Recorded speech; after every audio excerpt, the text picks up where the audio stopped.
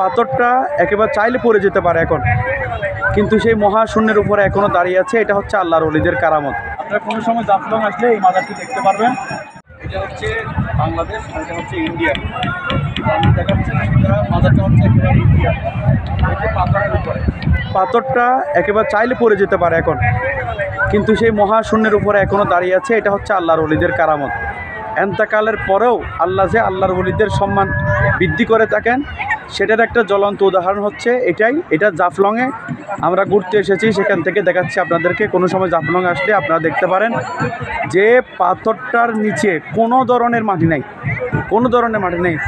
আল্লাহ পাক এর কী কুদরত, সুবহানাল্লাহ।